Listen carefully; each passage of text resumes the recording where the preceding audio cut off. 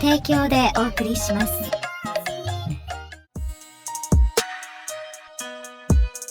Film ini dimulai dengan seorang laki-laki yang bernama Harim yang sedang melukis istrinya yang sedang berpose semlohe. Jadi ingat filmnya Titanus ya.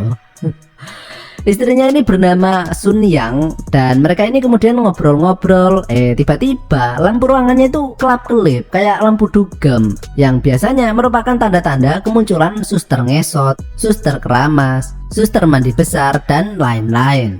Kemudian Harim mengantar Sun Yang ke tempat kerjanya. Dia ini bekerja di sebuah toko benges dan dempul alias kosmetik ya. Dan kemudian muncul seorang cewek yang bernama Kim. Nah, mereka ini sebenarnya dulu adalah teman baik, tapi sekarang mereka ini musuhan. Kenapa? Karena sebelum Harim menikah dengan Sun Yang, dulunya Harim itu adalah pacarnya Kim. Dan ketemunya itu pas mereka lagi genjotan pula. Jadi kalau kalian pernah pacaran terus ditikung sama teman kalian, ya kayak gitulah dendamnya si Kim ini ke Sun Yang. Sehingga Kim ini terus saja mencemooh Sun Yang sampai pada poin Sun Yang ini nggak kuat lagi mendengar ocehannya. Dan kemudian dia ditapuk, puk gitu. Yang mengakibatkan manajer toko tersebut meminta maaf atas perlakuan Sun Yang tersebut ke pelanggannya. Dan tentu saja perbuatan tersebut adalah salah satu hal yang nggak bisa ditoleransi ya. Dan manajernya ini kemudian mengancam akan memecat Sun Yang. Namun dia bakal memaafkan Sun Yang jika Sun Yang memberi kesempatan kepada manajer tersebut untuk icip-icip bikang angetnya Sun Yang. Tapi karena Sun Yang ini adalah cewek baik-baik ya dan gak suka menabung bibit orang lain, dia pun menolak ajakan nikmat tersebut dan justru melemparkan segitiga bermudanya ke muka manajer tersebut. Ya lumayan lah dapat bungkus rasa-rasa. Dan sebelum Sun Yang dipecat, dia justru mendahuluinya, yaitu mengundurkan diri dari toko tersebut. Dan film ini pun dimulai. Kakek Legend Legacy. Nah, akibat perbuatannya tadi, Sun Yang ini sekarang sudah nggak punya pekerjaan yo. Namun kesialannya nggak berakhir di situ. Di tempat kerja suaminya tadi kan lampunya kelap-kelip toh. Nah, Harim tadi berniat mengganti lampunya. Tapi karena Harim meremasnya terlalu keras, akhirnya lampu tersebut pecah dan pecahannya tersebut mengenai kedua mata nih. Sun Yang yang sedang ngenes ini pun kini tambah ngenes lagi ketika mendapat kabar bahwa suaminya mengalami kecelakaan tersebut.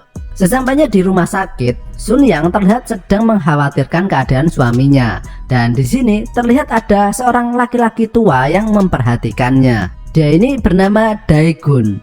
Dokter kemudian memanggil Sun Yang dan memberitahu bahwa mata suaminya itu sudah rusak, kayak mata kalian itu. Bedanya mata kalian itu kan rusak karena kebanyakan nonton JAV yo. Jadi satu-satunya kesempatan agar dia bisa melihat lagi adalah mencarikan pendonor mata, dan tentunya biayanya juga nggak murah yo. Jadi penderitaan Sun Yang ini lengkap banget. Sudah dia nggak punya pekerjaan, duit nipis, suami kecelakaan, main ML kalah terus, dan lain-lain.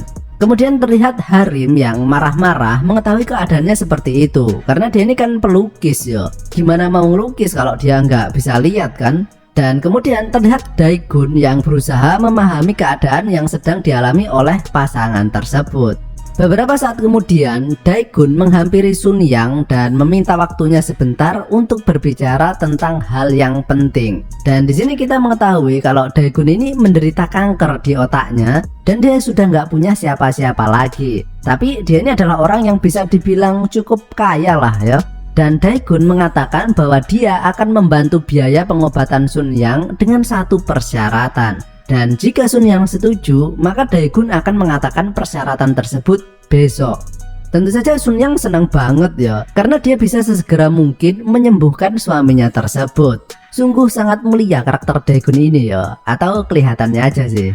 Sun Yang pun kemudian memberitahu Harim bahwa baru saja dia ini bertemu dengan seorang malaikat yang berjiwa mulia, berhati lembut, bertampang manusia, dan berjiwa iblis. Ya belum tahu aja dia ceritanya. Keesokan harinya, Sun Yang kemudian pergi ke rumah Daegun yang bisa dibilang cukup besar ya, meskipun dengan gaya kuno. Dan disinilah kemudian Sun Yang kaget ketika Daegun mengutarakan syarat yang dimaksud. Jadi Daegun ini kan sakit udah lama, dan akibat sakitnya tersebut kemudian secara tidak langsung berefek ke burungnya. Jadi selama ini burung Daegun ini dalam mode hibernasi alias tidur terus nggak bangun-bangun. Dan Daegun ini mengatakan bahwa di sisa hidupnya ini dia ini pengen banget bisa merasakan nikmatnya bikang anget meskipun itu cuma sekali. Dan di sini Sun Yang pun agak down ya mendengar persyaratan tersebut. Sun Yang kemudian meminta waktu untuk berpikir ulang dan dia kemudian pulang. Dan melihat wajah suaminya yang begitu riang karena dia menganggap bahwa sebentar lagi dia akan sembuh, kemudian membuat Sun Yang menjadi bimbang. Sun Yang pun kemudian mencoba mencari-cari alternatif biaya lain selain yang ditawarkan oleh Daegun. Keesokan harinya, Sun Yang merendahkan dirinya dengan memohon bantuan kepada Kim. Dan Sun Yang kemudian menceritakan semua hal yang sudah terjadi beberapa hari ini. Tapi mungkin rasa benci Kim kepada Sun Yang itu besar banget yo, sehingga dia menolak untuk membantunya. Tapi ternyata enggak. Beberapa saat kemudian terlihat Kim yang mungkin sudah terbuka hatinya yo. Karena gimana pun juga dia ini dulu adalah teman baik dan Harim dulu juga bekas pacarnya toh. Akhirnya Kim memutuskan untuk membantu mereka. Tapi bukan soal biaya karena dia nggak punya uang sebanyak itu. Kim mengatakan bahwa dia akan membantu permasalahan burung cucak rowonya Daegun. Namun setelah beberapa jam Kim ini pakai teknik diputer, dijilat dan digeprek, tapi tetap aja burungnya itu ngelentruk aja.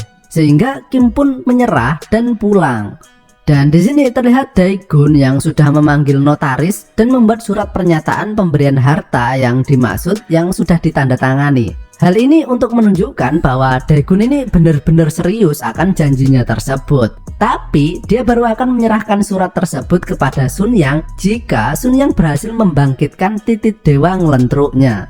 Namun Sun Yang ini masih enggan ya untuk menuruti permintaan Daegun, sehingga malamnya dia mencoba mencuri surat tersebut. Tapi ternyata Daegun sudah menduganya dan sekali lagi mengatakan bahwa Sun Yang bisa memiliki uangnya jika ia berhasil menuruti persyaratan Daegun. Nah, dirasa tidak punya pilihan lain, akhirnya Sun Yang pun kemudian mencoba menuruti permintaan Daegun, yaitu dengan cara mencoba tarian erotis. Dan di sini Sun Yang yang tadinya terlihat biasa aja, kalian bakal sadar bahwa dia ini semlohe banget loh. Namun terlepas dari usaha Sun Yang tersebut, Daegun ini masih aja tetap nggak bisa merasakan hawa kehidupan yang hadir di burungnya tersebut.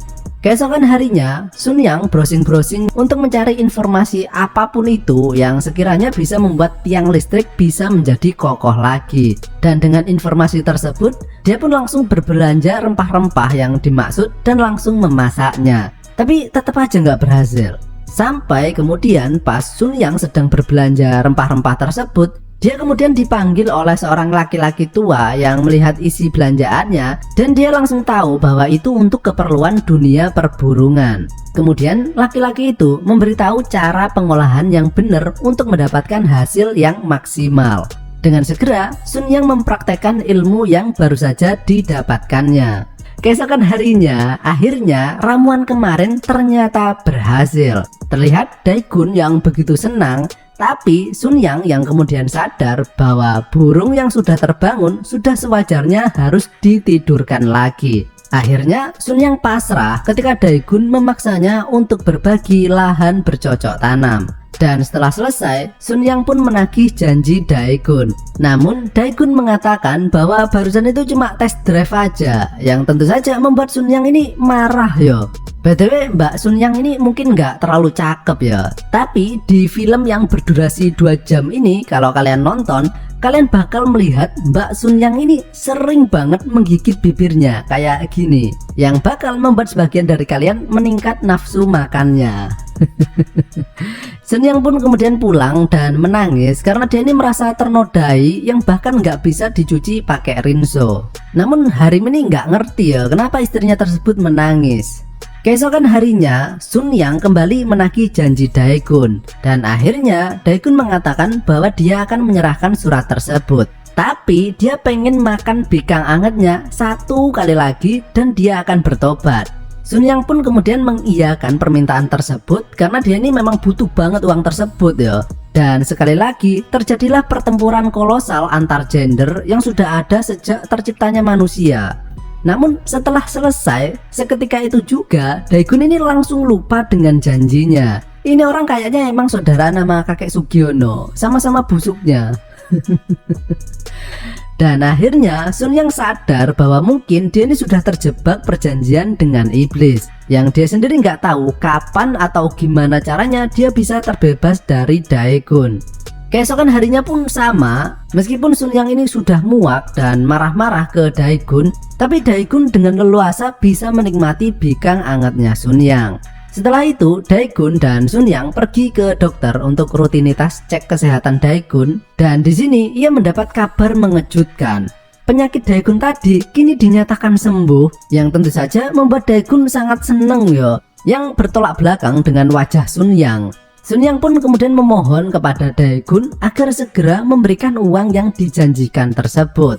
Tapi Daegun yang kini sudah sehat dan juga burungnya yang sudah berkicau setiap hari sadar bahwa dia ini sekarang memiliki kuasa atas tubuh Sun Yang. Bahkan suatu malam dia ini nekat datang ke tempat tinggalnya Sun Yang dengan dalih ingin bertemu dengan Harim. Dan Harim yang nggak tahu watak asli Daegun ini adalah seorang kakek durjana tentu saja menyambutnya dengan senang hati, karena dia inilah yang bakal membantunya untuk mencarikan donor mata dan juga membiayainya. Namun di sini kalian bisa melihat bahwa apa yang diucapkan Daegun sangat berbeda dengan perbuatannya. Berhubung Harim ini nggak bisa melihat kan, dia ini melecehkan Sun Yang di depan suaminya. Dan ketika pulang, Sun Yang yang sangat marah kemudian napuk pipi Daegun. Dan di sini Daegun yang sudah merasa menjadi lelaki normal dan sehat, perkasa melebihi Harim, kemudian justru mengatakan bahwa dia ini jatuh cinta kepada Sun Yang. Keesokan harinya, Sun Yang menemui Kim sambil minum Kiranti Galian Singcrot dan meminta saran kira-kira apa yang harus dia lakukan agar bisa terbebas dari kutukan ini. Dan Kim memberikan sebuah ide yang sangat brilian. Menuruti ide Kim tadi, Sun Yang kemudian datang ke tempat Daegun, tapi dia ini nggak marah-marah, dan justru kebalikannya. Sun Yang berakting seolah-olah dia ini jatuh cinta juga kepada Daegun dan merasa muak harus mengurusi orang buta. Mendengar hal itu, Daegun pun merasa seneng dan kepedean dengan performa titik dewa pengguncang goa miliknya. Dan dengan semangat 45, dia pun langsung menggenjot Sun Yang di sofa. Setelah selesai, 5 menit kemudian dia menggenjot Sun Yang di luar rumah. Dan setelah itu di dapur. Setelah itu pindah di ranjang. Kue dempor dengkulmu. Dan ketika di rumah, barulah dia bisa mengeluarkan ekspresinya yang sebenarnya, dimana Sun Yang ini berkorban dan melakukan semua itu tadi agar dia bisa segera melihat suami yang dicintainya ini kembali seperti sedia kala. Keesokan harinya, Sun Yang pergi kencan dengan Daegun, dan di sini Daegun yang sudah sangat jatuh cinta ini kemudian meminta agar Sun Yang tinggal dengannya dan pergi meninggalkan Harim. Sun Yang menyetujui hal tersebut, tapi dia meminta agar Daegun tetap menyembuhkan Harim seperti janjinya dulu. Barulah Sun Yang akan pergi meninggalkan suaminya dan tinggal bersama Daegun. Daegun pun terbujuk dan akhirnya memberikan uang yang dijanjikan beserta surat pernyataan miliknya. Dengan segera Sun Yang pulang dan memberitahu suaminya bahwa besok dia harus segera berangkat ke luar negeri untuk melakukan operasi mata, dan semua itu sudah dibiayai oleh Daegun. Setelah itu, di sini terlihat Sun Yang yang datang ke rumah Daegun membawa koper besar yang menyatakan bahwa dia kini akan hidup bareng Daegun. Daegun tentunya seneng banget akhirnya dia bisa memiliki wanita yang diidam-idamkannya ini. Dan dengan segera dia pun melakukan penggenjotan. Nah, tapi ketika melakukan penggenjotan, Sun Yang menutup mata Daegun menggunakan kain segitiga bermudanya, dan dia kemudian mengambil sebuah pulpen, tapi di dalamnya itu bukan pulpen melainkan jarum yang sangat panjang. Sun Yang pun kemudian menusuk jantungnya, dan yang kedua kalinya dia menusuk ubun-ubun Daegun. Dan beberapa detik kemudian, akhirnya Daegun pun modiar dalam kenikmatan. Sun Yang yang akhirnya terbebas dari kutukan ini pun merasa seneng sekaligus sedih karena dia baru bisa terlepas dari belenggu kedurjanaan kakek Daegun harus dengan cara membunuhnya. Sun Yang kemudian melaporkan kematian Daegun dengan alasan serangan jantung. Beberapa hari kemudian, terlihat Sun Yang yang sedang menunggu kedatangan Harim, dan akhirnya Harim kini sudah sembuh dan bisa melihat lagi. Dan mereka pun kembali hidup bahagia, dan film ini pun berakhir.